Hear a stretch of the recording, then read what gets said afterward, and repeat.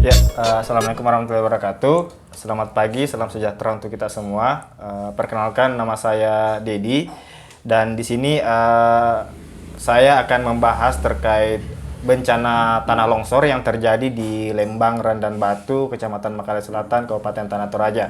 Nah, di Lembang ini itu pernah terjadi atau bahkan bisa dibilang setiap tahunnya sering terjadi bencana tanah longsor, di mana pada tahun 2020 ini merupakan tahun yang bisa dibilang bencana longsor terparah yang pernah terjadi di Lembang Randan Batu, di mana pada saat itu memakan korban jiwa sebanyak 3 orang dan 2 rumah itu rusak parah. Nah, untuk mengulik lebih jauh terkait bencana tanah longsor yang terjadi di Lembang Randan Batu, itu di sini sudah hadir bersama kita. Di sebelah kanan saya ada Pak Hasan Nathan. Beliau ini adalah salah satu warga di Lembang Randan Batu dan juga merupakan ketua kelompok tani hutan Mamase, Pak ya. Iya. Ya, di Lembang Randan Batu. Nah, baik, langsung saja Pak.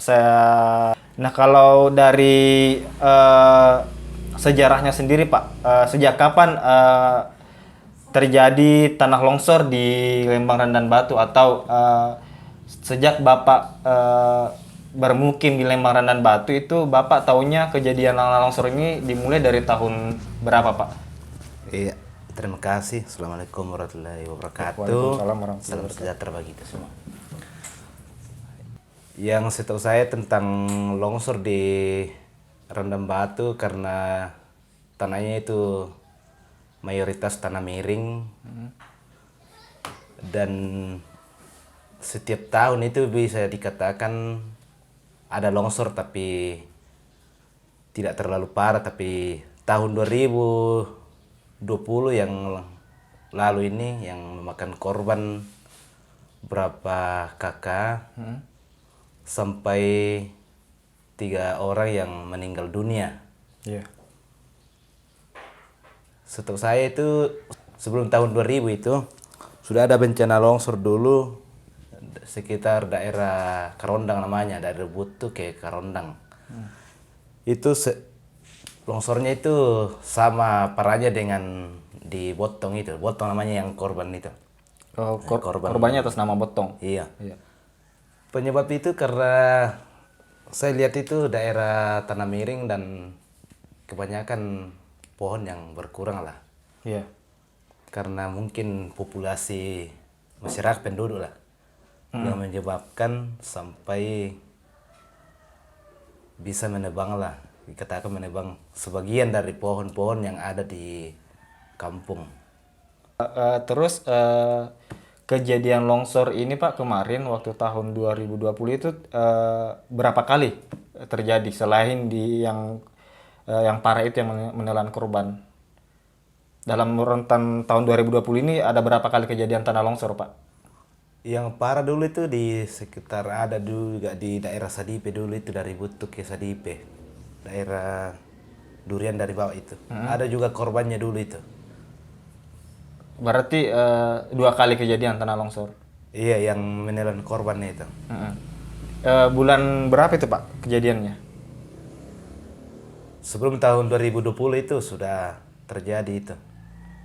Yang dari Butuk ke Sadipe itu, daerah selatannya ke sana. Tahun 2019 Pak ya? Mungkin 2017 kah? Oh, 2017. Iya.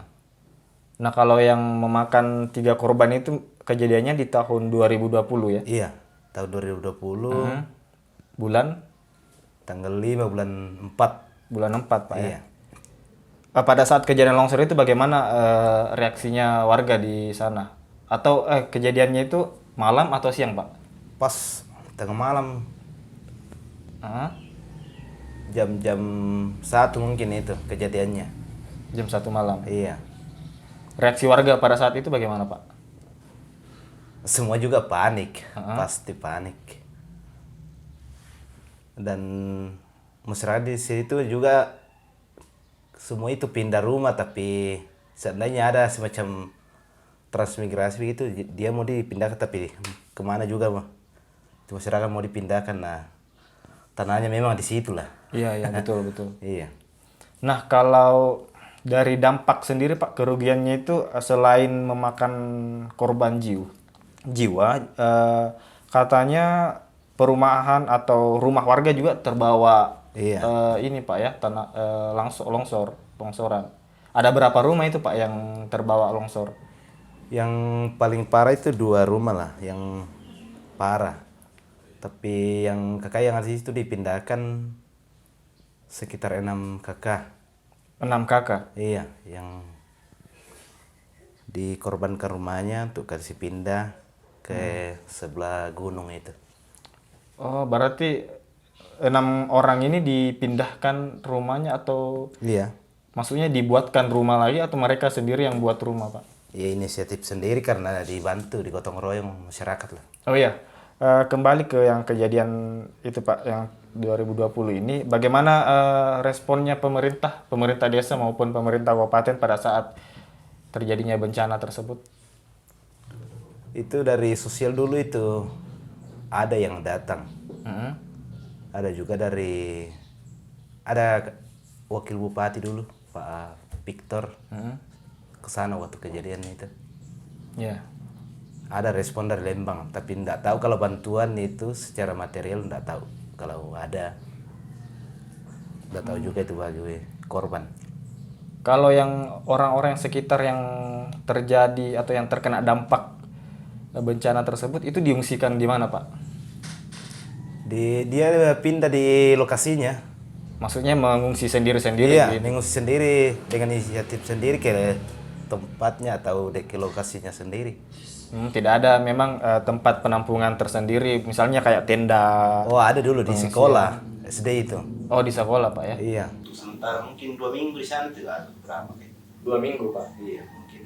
Kalau akses jalan sendiri pasca kejadian longsor itu bagaimana, Pak? Maksudnya akses jalannya tertutup atau Oh, iya. bagaimana? Ini baru-baru kemarin, bulan berapa ini? Bulan 2 mungkin baru ada eksa dari Malaysia itu yang Mm-mm. kasih tembus masuk itu. Itu berapa lama itu, Pak, akses jalan tertutup? Hampir 1 tahun itu. Boy, 1 tahun. Iya. Nah, kalau misalnya tertutup begitu, masyarakat Lembang Rendan Batu kalau mau keluar misalnya, itu bagaimana? Lewat mana dia? Ada dulu tapi Ataukah apakah memang benar-benar tertutup akses jalannya untuk keluar? ada itu jembatan bambu dulu itu di.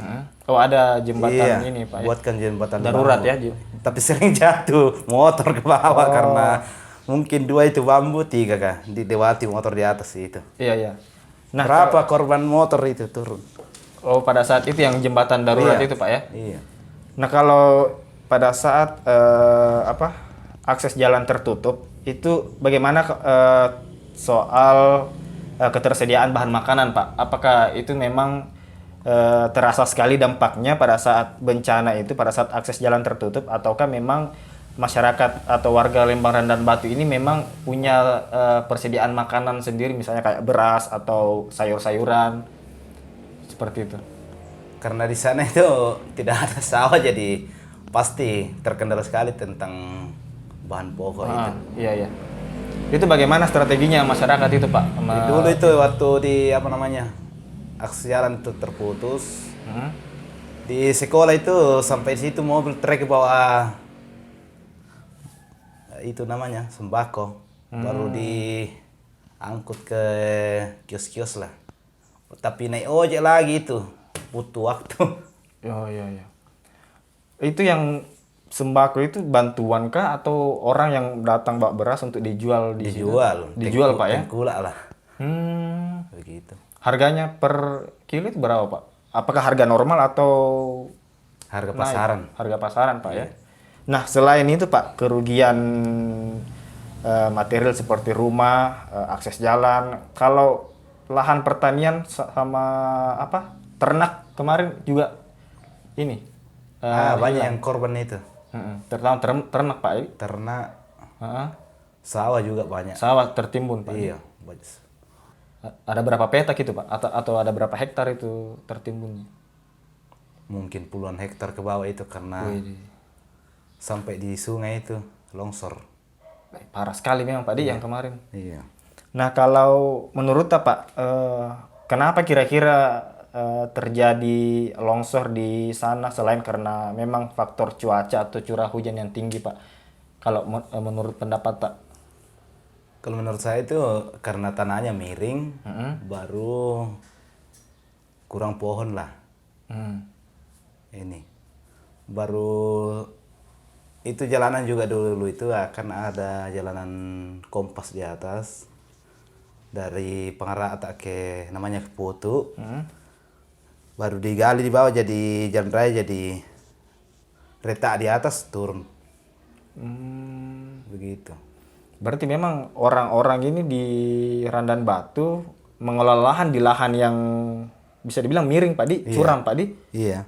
Oh, kalau pemukiman sendiri memang yang itu yang 2 rumah yang terbawa tanah itu memang dia di lokasinya di mana? Memang di lahan miring kah atau bagaimana? Lihat lahan miring.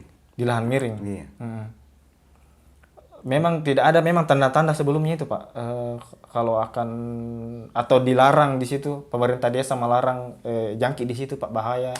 Itu dulu pernah 4 tahun yang lalu sebelum kejadian longsor itu sudah ada tanah yang bergeser dari atas itu. Kami kerja bakti di jalan raya itu. Dikasih tahu itu yang sudah korban, tapi dia tidak peduli. Oh, yang meninggal ini, Iya. yang korban ini ya. Bilang pindah dibawa karena dia dibawa lembah itu rumahnya. Oh, ya. Baru sudah tergeser dari pindah itu tanah di atas sudah retak. Oh, dari 4 tahun sebelum kejadian Iya. ini memang sudah ada tanda Sudah ada tanda. kalau ada retak di atas, Pak, Iya, ya? sudah bergeser tanahnya. Oh, sudah bergeser. Iya. Dan sudah diperingatkan. Sudah diperingatkan tapi dia tidak mau pindah. Alasannya kenapa itu, Pak? Kenapa dia bertahan di situ tidak mau pindah? Mungkin tidak tahu, tidak ada ketanahnya dia pindah tahu. Oh, iya, iya. Dia tidak pedulikan itu bencana bagaimana kan? Iya, iya. Oh, memang karena faktor sudah di situ memang Iya, ada lahannya. turun temurun di situ. Dan ya begitu nih, Pak Di. Memang Iya. kalau memang namanya sudah ajal juga mau. Iya. Nah, kalau selain karena faktor kemiringan, kalau masyarakat di sana memang sudah tahu tidak, Pak, bahwa bermukim di lereng atau lahan yang miring menebang pohon akan mengundang bencana seperti longsor. Apakah pengetahuan masyarakat soal hal-hal seperti itu sudah tahu atau bagaimana? Saya kira itu sebagian masyarakat itu kurang paham tentang bencana di kemudian hari karena pengetahuan masyarakat di sini sangat minim tentang itu.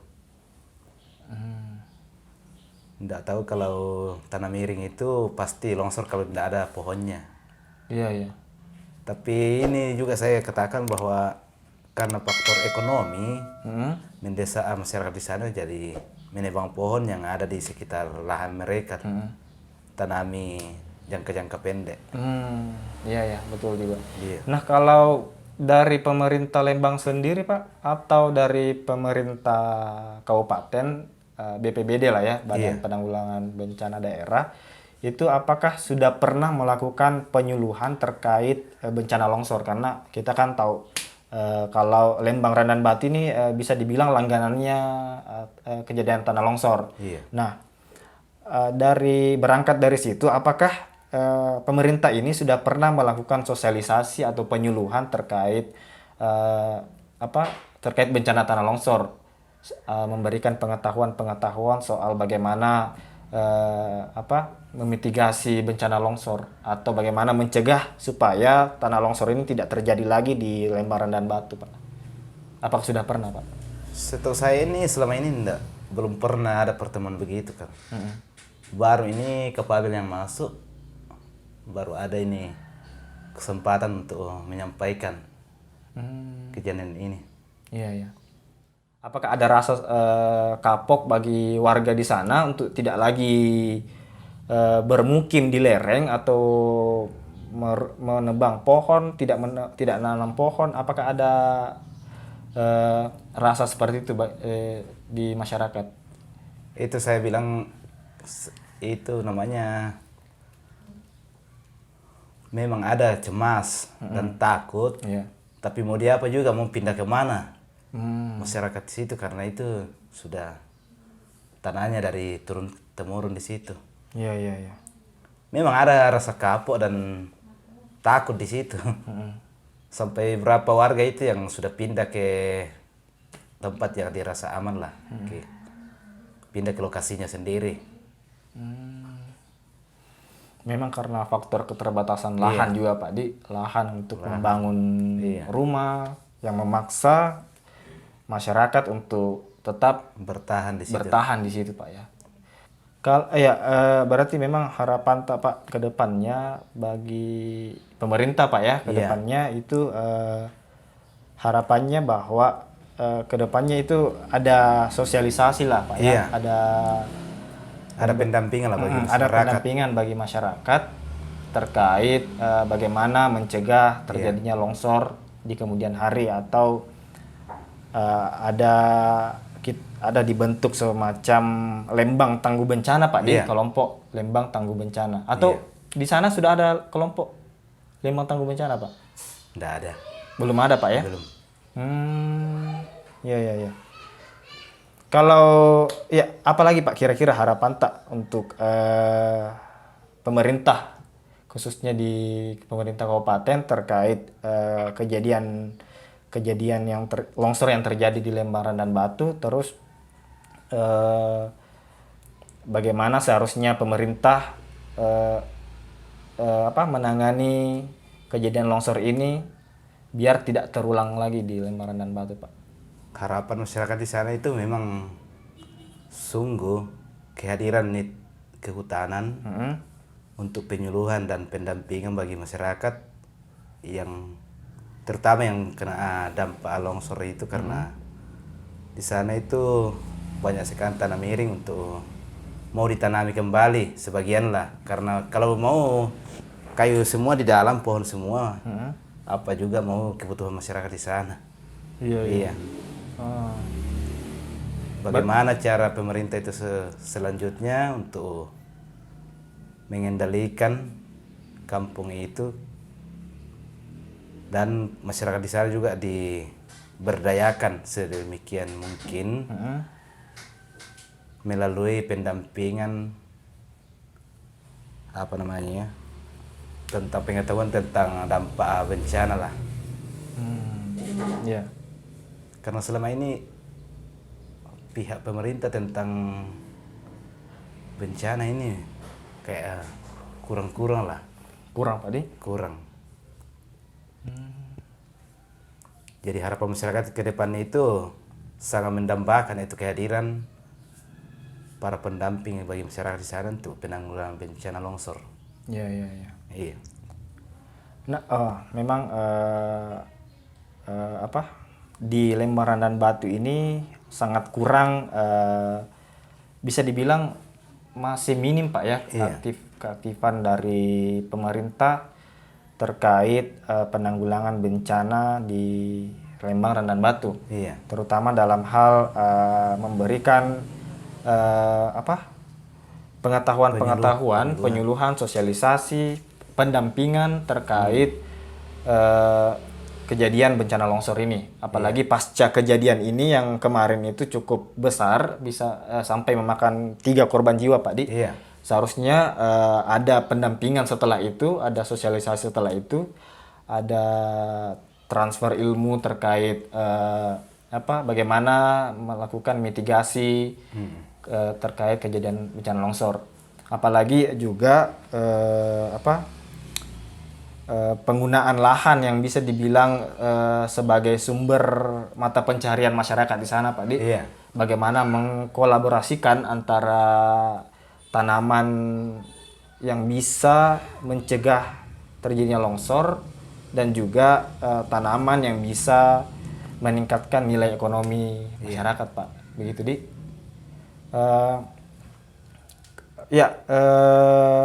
Menarik diskusi kita hari ini dengan Pak Hasan Nathan Pak Di, orang warga Lembang dan Batu yang bisa dibilang cukup merasakan dampak longsor dari kejadian tahun 2020 kemarin yang sampai menutup akses jalan. Iya, hampir 1 tahun. Hampir 1 tahun itu menutup akses jalan dari ibu kota kecamatan ke desa, dan ini berefek pada ketersediaan bahan makanan, apalagi bahan pokok Pak bagi masyarakat. Kesulitan. Berarti dalam 1 tahun ini masyarakat Lembang Randan Batu ini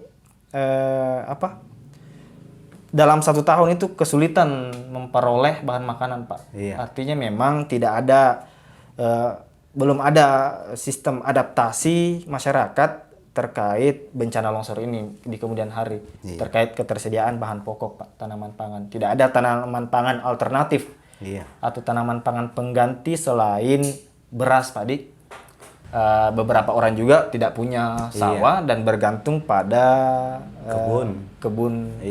Dan kalau misalnya terjadi lagi akses jalan tertutup lagi, berarti itu lagi kita terkendala di bahan makanan itu lagi Pak. Karena semuanya dari kota ini. Berarti memang perlu ada ini Pak Di, ada semacam tanaman pangan alternatif pengganti beras. Ya, itulah tadi diskusi kita dengan Pak Hasan Nathan, salah satu warga Lembang Randan Batu, Kecamatan Makalai Selatan, Kabupaten Tanah Toraja, terkait kondisi kebencanaan di Lembang Randan Batu, dalam hal ini bencana tanah longsor yang terjadi di tahun 2020.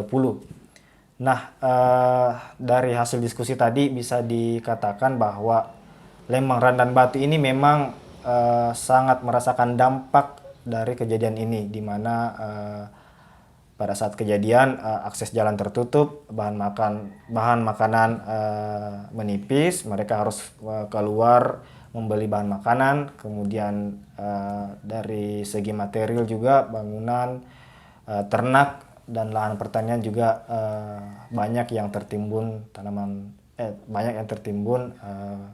tanah longsor.